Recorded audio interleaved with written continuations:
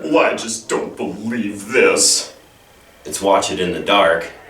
I'm Russ, and welcome to Season 2, Episode 6.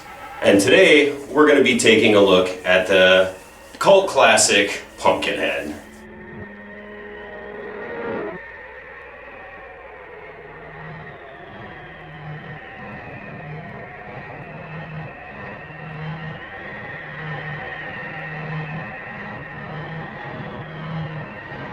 Pumpkinhead was released in theaters in October of 1988 and is based on a poem of the same name by Ed Justin. The story and screenplay were written by Mark Patrick Carducci, Richard Weinman, Stan Winston, and Gary Girani. Pumpkinhead was also the directorial debut of special effects legend Stan Winston, whose company also worked on the effects of the film. Stan Winston is known for his creature effects in such movies as Aliens, Terminator 2, and Jurassic Park. Pumpkinhead tells the tale of humble widower Ed Harley, played by the great Lance Hendrickson, who runs a little general store in the rural South with his son Billy and their dog Gypsy. While running the store one day, a group of rowdy teens show up for supplies and soon after start tearing around on their dirt bikes. Ed gets called away on an errand, leaving Billy in charge of the store. One of the bikers accidentally hits Billy, severely wounding him. The teens panic and bail, leaving one of them behind to stay with Billy. Ed soon arrives and takes Billy back home. Soon after, Billy dies in Ed's arms in an incredibly touching scene. Ed, devastated and bent on revenge, seeks out an old witch living deep in the woods. The witch tells him the power he seeks has a terrible, terrible price. Desperate, Ed doesn't heed her warning and ventures deep into the woods to an old pumpkin patch graveyard to retrieve a mysterious corpse the witch needs for the ritual. The witch then performs the ritual, raising the titular demon to exact revenge on the group of teens. Soon after, Pumpkinhead begins his reign of terror on the teens, toying with them as he picks them off one by one. Crippled by psychedelic, horrific visions of the grisly deaths, Ed realizes that he's made a grave mistake and aims to destroy Pumpkinhead. After finding the few surviving teens, Ed confronts Pumpkinhead and comes to an even deeper realization that his life is tied to Pumpkinhead. Ed's only course of action to end the reign of terror on the teens is to take his own life, sending the demon back to hell. Or to quote Ed Harley, wherever the hell it come from. One of the main things that drew me to this film was the creature of Pumpkinhead itself. In the 80s, we saw the rise of such horror icons as Jason Voorhees, Freddy Krueger, Michael Myers, etc. Now, while I love those characters, they're just dudes in masks and a burnt guy with a glove. But Pumpkinhead was this massive, hulking demon that toyed with its prey.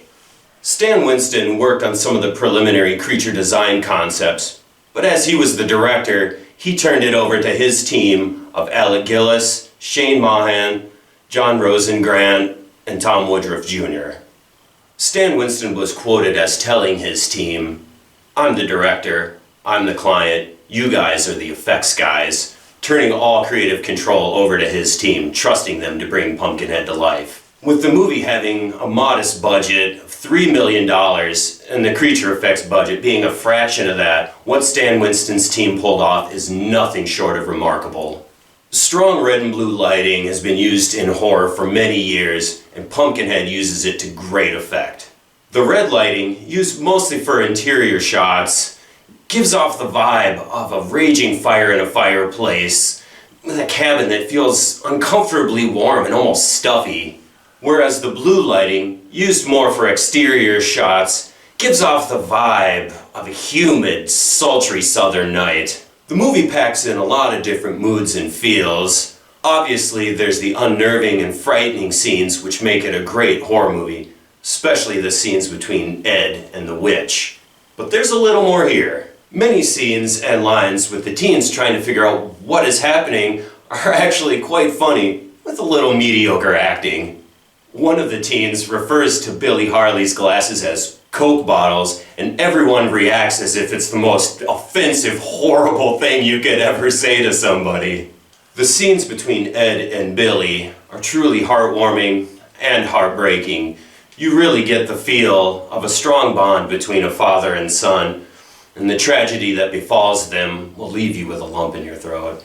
Although there were a few sequels made that paled in comparison to the original, a short-run comic book series, and a few cameo appearances in video games, the franchise has remained dormant for quite some time. There was talk of a reboot around 2015, but that has since fallen silent. But in 2019, the producer of the Saw movies, Peter Block, showed interest in rebooting the franchise. As of today, though, there's no new news on what's happening with that production. Fingers crossed, in the right hands, Pumpkinhead could find some new success with a new audience. In the meantime, you can watch Pumpkinhead in all its frightening, funny, and heartbreaking glory on video on demand. And always remember, watch it in the dark.